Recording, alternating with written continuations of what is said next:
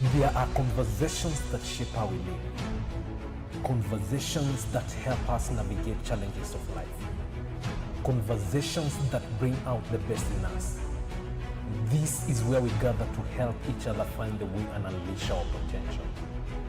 Welcome to the Benjamin Zulu Global. Psychologist, relationship coach, the one, the only Benjamin Zulu. Benjamin Zulu himself. What it takes a man to settle for one woman. That is the conversation we are having today with Benjamin Zulu. I hope you're having a good time from where you're watching us from. This is the Benjamin Zulu Global Show. You're very much welcome. My name is Sylvia Keremi, and straight on to the conversation. What does it take for a man to settle for one woman? And I believe the society doesn't believe that a man can settle for one woman. That is yes, the traditional they say whether a man is inherently polygamous. The truth is not man being inherently polygamous, is human beings being inherently restless. In Guinea, Equatorial Guinea, it was 400 women man.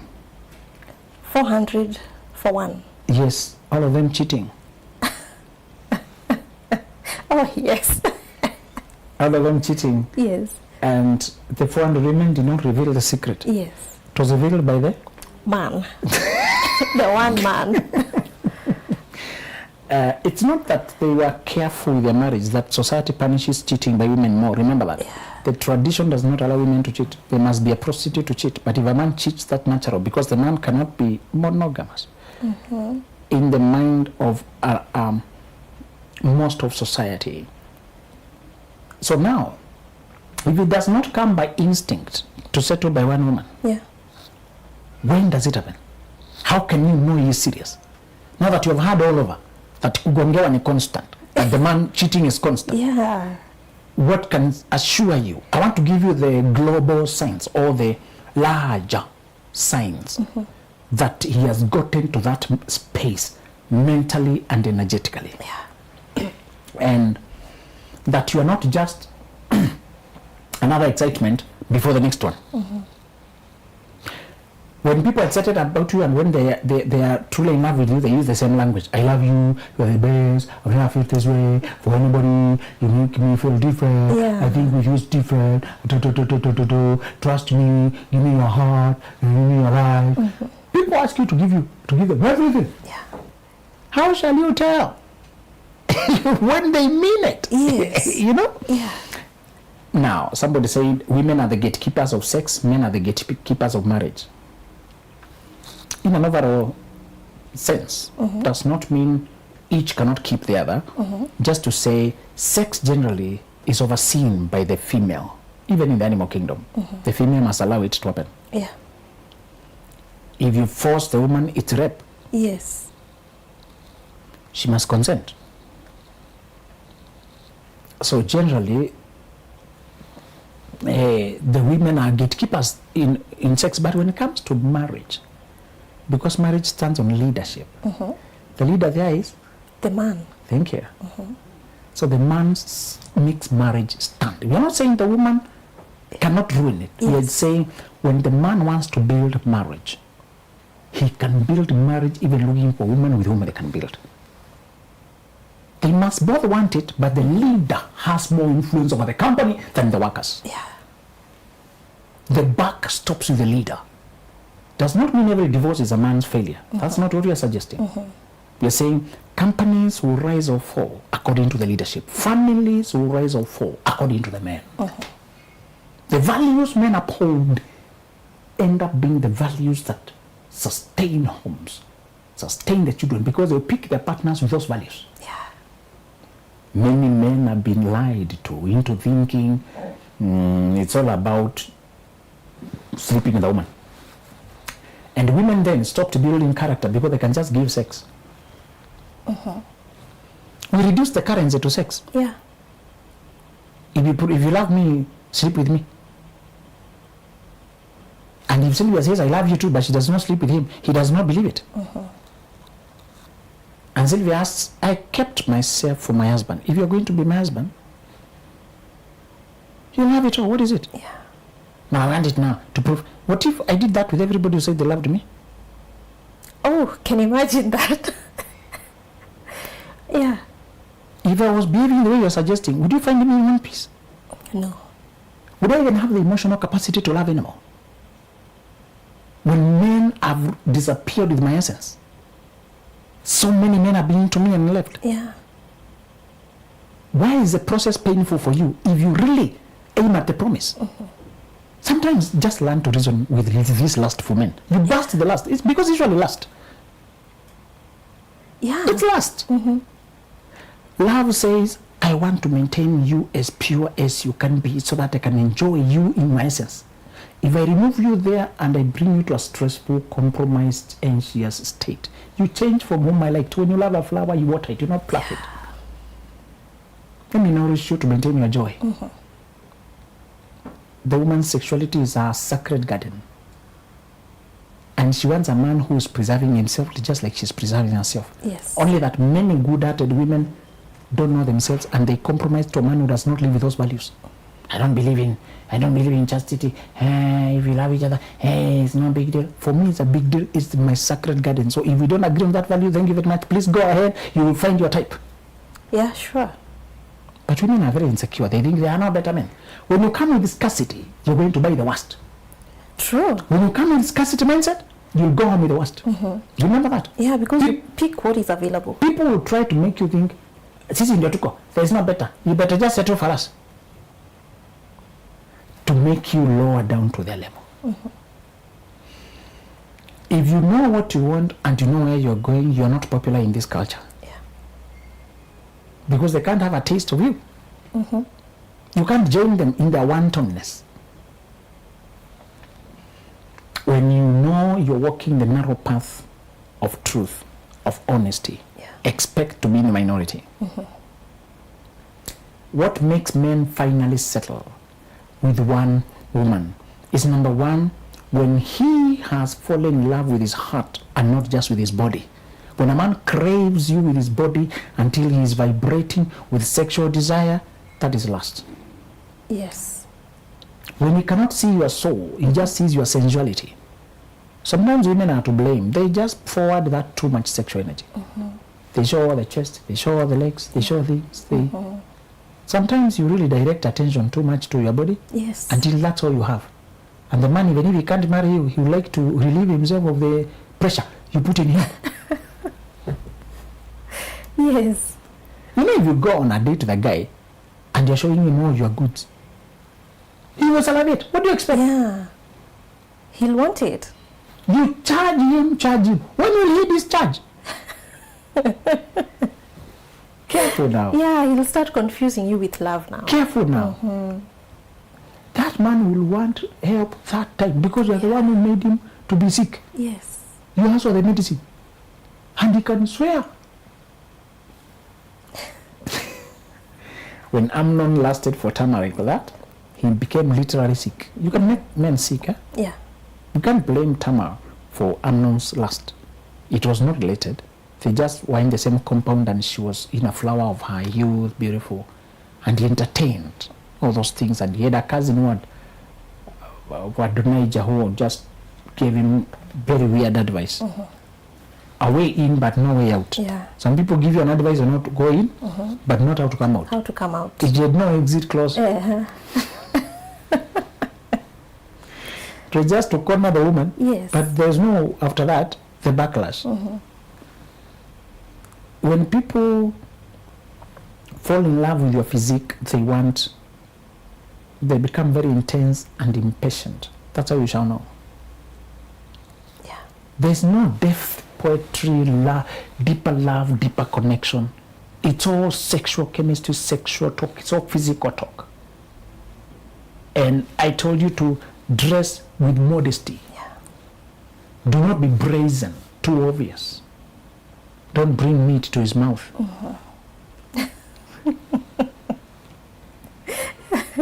Okay. This brother is supposed to be fasting. Yeah. Don't suggest too much. You can lure a man into some things even when he was not thinking about them. Then you inflame both of you to madness. Yeah.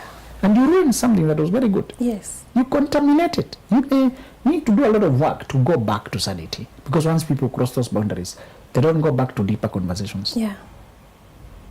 Once you engage the body, you stop engaging the brain. And the brain is the person you're going to deal with.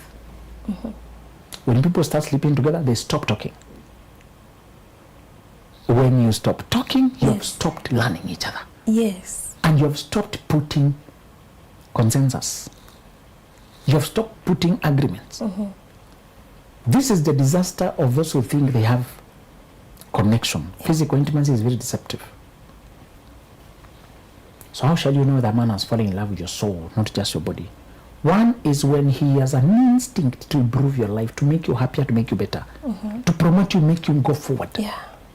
He just wants to hear your wishes and sponsor them.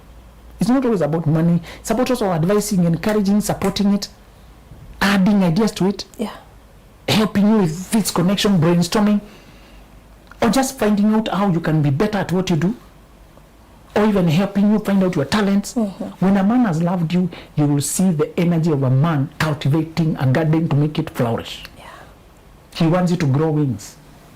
When a man has just loved your body, he wants to clip your wings lest you fly away and he cannot control you.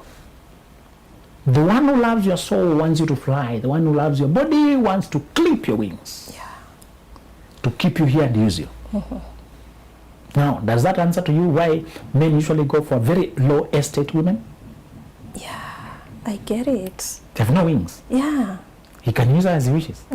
She's a low-hanging fruit. Wow. Yes.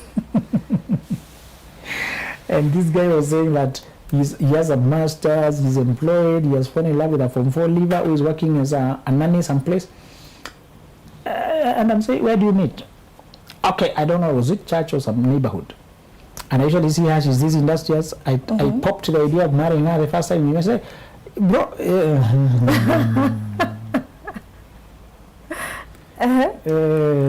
you're too careless with life.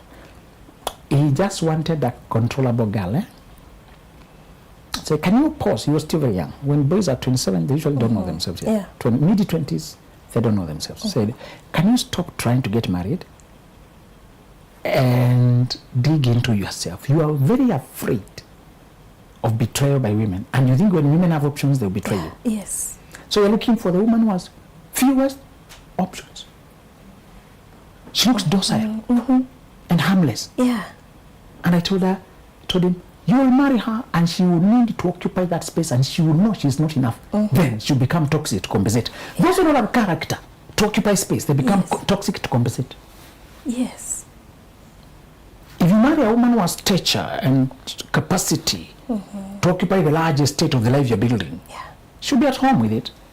But if you marry one who knows she is not enough, she becomes very insecure, very controlling, very paranoid. She will need reassurance. She will need so. Do you see it? Yeah. Men cook toxicity for themselves, thinking they're getting a controllable girl.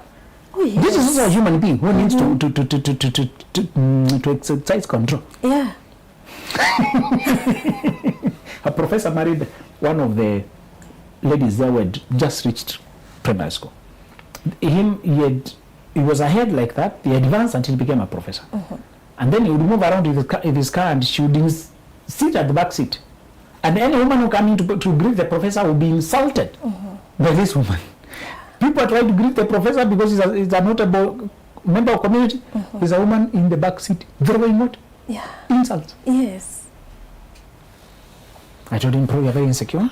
You don't understand that submission is voluntary. You think you want a subdued woman. You're mistaking the concepts. Yeah. This woman can't engage your mind. She has her level and maybe she will grow. You have your level. Yeah. And you will also grow. When you tell me you take her to school, when you take her to school, you stop growing yourself? No. The gap that exists between you will never end. Yeah. Can you repeat that? She'll not grow to get to your level. You're also growing. Even if you don't per se do PhD, you're still learning. Yeah. You're growing. That master-servant dynamic, senior-junior dynamic, power differential will remain there. Yes. These are the girls who get excited with their driver more than with you. Yeah. They greet each other with a high five. High five. Is there a problem in high five? But she does not greet you with a five, she greets the others. Do you get those small problems? Yeah. She gets giggly and happy with the workers. Yes. With you, she's official. Yes, sir. Yes, Baba Nani. Is that what you want? No. I don't know why. Brothers, if you can hear me, don't try to marry before you invest in self-awareness, in healing, in understanding the dynamics. If you build a house, you consult professionals to tell you what parameters make for success there. When you build a house of your home, consult professionals to tell you what parameters. When a man has loved you in his soul, he wants to uplift you. I gave you another reason in another show that why men wants a woman to be better is so that he has a backup at home. If he was not in the world, his children will not become homeless. And another hyena will not come to plunder his family in the name of feeding it. Okay? Men know the evil that a man dies, another man comes to sleep with his wife and his child. So he can feed them. My friend. Because the wife is completely unable. The man is taking your daughter to college and also sleeping there, also sleeping with your wife. Even if you're not on earth, my friend, that imagination. It's an insult. For that reason, every sober man wants his family to be capable. So that even if my wife will marry, she will marry from decision, not from situation. True. And she'll be capable of survival. Prepare your wife for survival.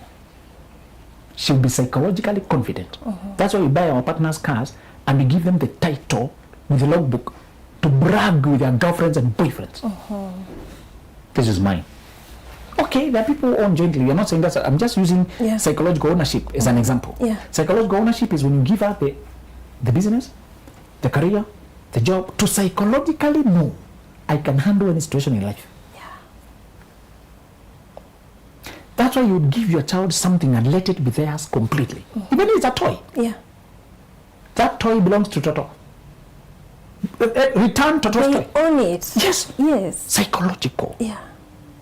Psychological ownership. Psychological strength. Psychological security. That they can handle any situation.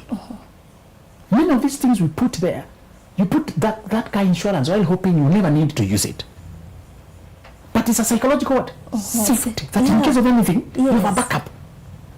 Every brother wants to know in case of anything. I have a backup. Frequently in this world, men die faster. Yes. I don't know why. They go through a lot. I think they spend their life in the wilderness hunting, they're exposed to dangers. But generally, in many homes, it is the woman who might have to prop up the family. And even if so, in whichever direction, this man wants to also illustrate a life to his children that care about your survival before you care about the nonsense, first of all, who loves me, romance, survival, safety, secure the bag, get the money. The other things can wait. Have the ability to feed yourself. Don't let people feed you while insulting you. Anybody who is dependent on relatives, even when you're in college, and you are forced to sit on the sofa, say this side, not this side, and you sit squarely, don't move that cushion. Yes. You've not stayed with petty people. You step from this carpet. Who brought this? And all of you are summoned there. Who? And you're grown up. Who drank this water and left half? We are wasting water in this house. Who left the lights on? Who did not quite clean the toilet? Now you're forced to clean somebody's toilet. When you remember those small things of disrespect because somebody's feeding you, what is your instinct? If it's not freedom, autonomy, that's what you put in your family while you are alive. Tell them, while I am on earth and when I'm not there, when I'm close to you and I'm not, possess the ability to feed yourself. So that you can, one reason you should drive your small car is so that you can leave meetings when you want, without waiting for somebody who will carry you. You want to leave, but they don't want to leave yet. Yes. No, you're held there, helpless. Autonomy. Get along by me. Please control your life. when he loves with his heart. The second thing you shall know a man as, why a man settles with one woman is, when he finally understands life and how loyalty is the only safety there is. Before then, a man thinks discipline is confining, he can have any woman, he should be free to sleep with whatever. When a man has not found his mission, he's not careful with his life. He goes with what feels good. Yeah. Utilitarian, he lives for himself. Yeah. But when a man has come to say, there's a life I would like to build, and I need stability and support, and peace, and a woman I can totally trust, Proverbs that one, her husband's heart fully, safely trusts. That is such a high calling. Few women can handle it. True. A woman who can entrust though your treasures and secrets, and she doesn't sell them for 11,000 shekels of silver. People think women who sell men came yesterday. No. One guy was sold for 1,100. A lot of money. Yeah. Listen, when a man has finally come to say, this is where I'm going with my life, and we're not saying men must live careless life and try to collect themselves later. These women also don't want too much debris and damage to deal with. You're just saying a man who has evolved to say, enough of that, enough of that. Enough of what the world is trying to sell me. Many times this man is usually somewhere around 30 years. Most.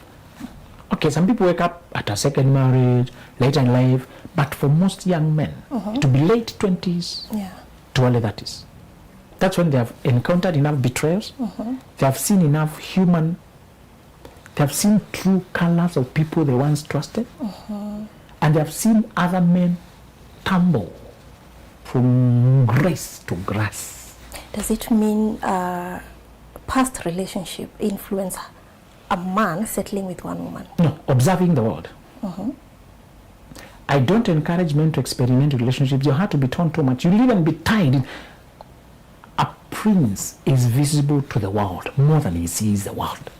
A man who has a future, that's what we are calling a prince. Yeah. A man who has a dream and a drive and energy and sincerity and focus and stability will eventually end up with an empire. We can call him a prince. That prince was a heart who cares. If he tries to date when he's 20, they will realize this man has potential. Yeah. They'll try to tie him up. He opens the sexual gates, the personal gates, at 23, at 18, even 25. Somebody will grab his leg. Yes. And it will be a complication. The complications deny you entering your conquest, your kingdom. Complications. Nowadays they call them toxic relationship, they call them baby mama drama. Any complication. Listen to me, a man who you dream of a good life. Keep your space pure, your marriage bed pure, your body in one piece. In it, build your mind, build your career, build your body, build your well-being, expand your knowledge, build your network, spend the years of 20 to 30 aggressively carving out a territory. Become a master in something. Be the best in a certain field. If you cannot be best in that field, move to a smaller division in that engineering field or lawyering field where you can be the finest. Don't just be another psychologist. Yeah. Just be another doctor. Yes. Don't be lost in a stack. That decade is when you refuse to be generalized. Pick a field that clicks with your heart and do it day and night. No more people work 8 to 5. Those who find their mission work 24/7. Even when they sleep, it's somewhere in their head. Even when they submit, that's what gives them entertainment. When they are bored, they do it for excitement. When they're tired, that's what brings back energy. When you find that, you are on your way. You'll be the go-to person. You'll be the gifted hands that they can say, you're looking for a neurosurgeon. There's one man we know. Can you check out Ben Carson? Yeah. All other neurosurgeons are checking his book to get ideas. Yes. Be that person. Yeah. You may not attain it by the time you're 30, but you should set the path. And everybody who comes close, they can tell, oh my God, you have something. That's how you know you're on way. Today, young people, you can't feel that. By the time you meet a young person who impresses you with the depth of knowledge in whatever they're talking, 2 in a year. True. Today, if I send you to go, somebody will impress you with their fire, depth. In any field, law, medicine, accounting, to do any, not about any. They are not there. They're not there. People are just shoddy, shallow. You have to redo what they do, and it's a field. You're dealing with a nurse, and you have to keep watching what they're doing because they're going to mess you up. They inject your child with a cow's needle. You nurse your child for 1 week because somebody used a needle for a dog. I mean, you tell these injections, they can be bought. Can I buy? Can you give me a friendly injection? No, this one we are using. I use special. This is government. The next. Yeah. My friend went to the hospital for an injection, and the lady injected. And when she injected, she forgot what she's supposed to put how many milliliters. She left it there in the body and went to refer. Oh, that's scary. In a national, if I mention the hospital, it's all over. Shoddy. Go to a supermarket, the person who attends customers well is known. Yes. The whole supermarket, you get one. The attendant who is known.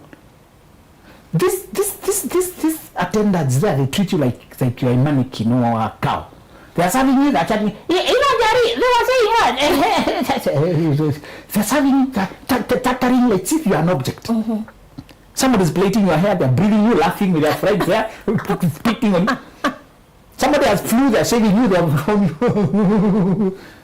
Yeah. The day you meet a good one,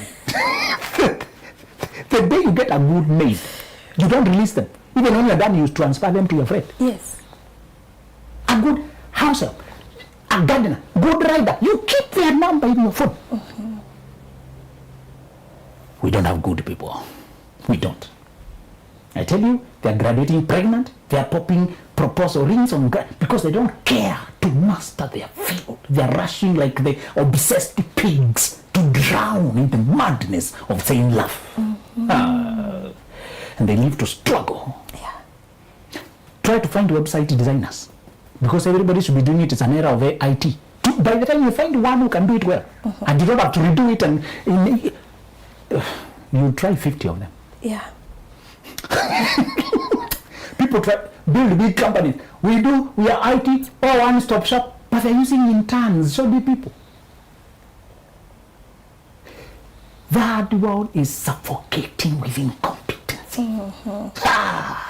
But what is the goodness when darkness spreads? When darkness is everywhere, even a small spark can lead the way. Even a small spark can stand out. That small insect that is just peeping some light. Yeah. You see it from very far.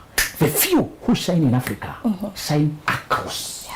You know Vusi Tembekwayo from South Africa. He is shining all over. Yeah. As if he is alone. Yes. That business is full of people. Where are they? He is the one who has said, I'll do this or die trying.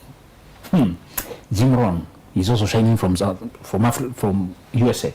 He is late now, but he said, the world has a way of stepping aside. Once a man has said, once a person has said, I will climb this mountain or die on my way.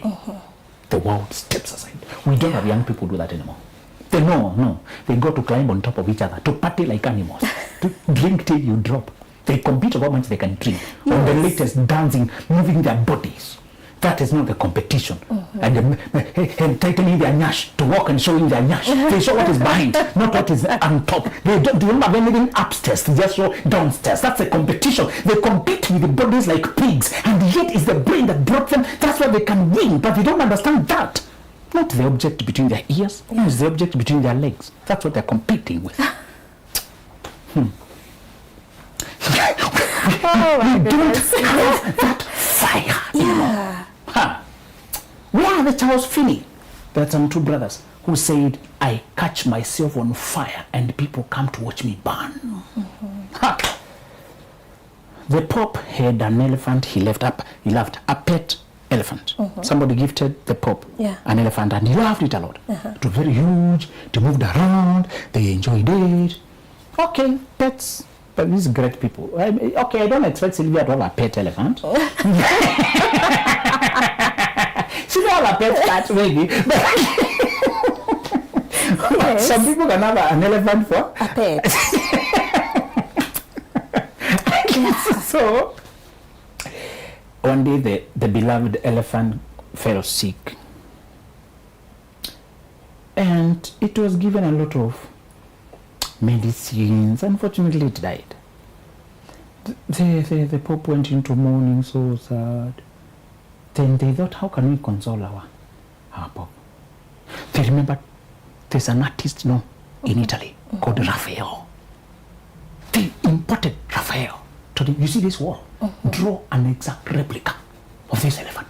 And they invited the Pope to see. Say, oh my God, what nature took away, Raphael has with his art brought back to life, and he revived.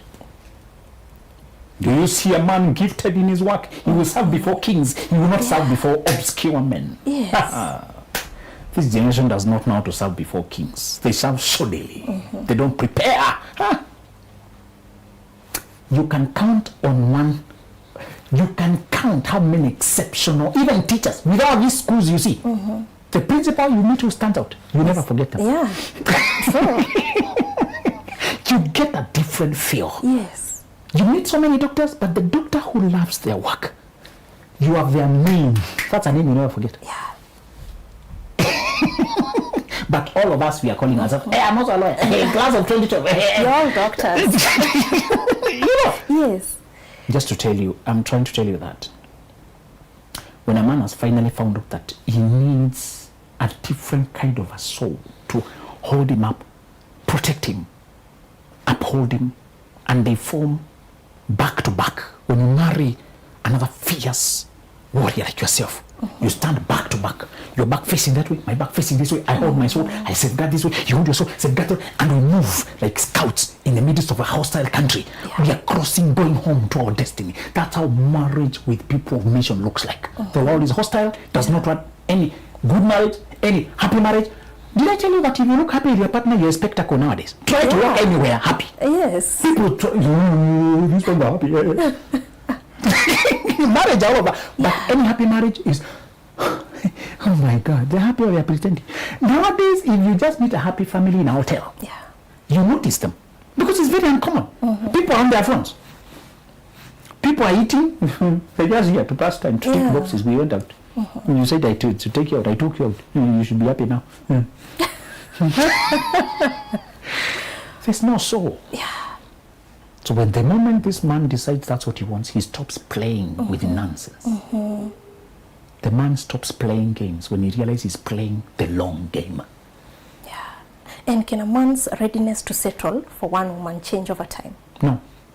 If he's settling because of short-term pressure, it will change when the pressure goes. But if he's settling because he has found his twin flame, with time he only becomes more indebted to how much she has done for him.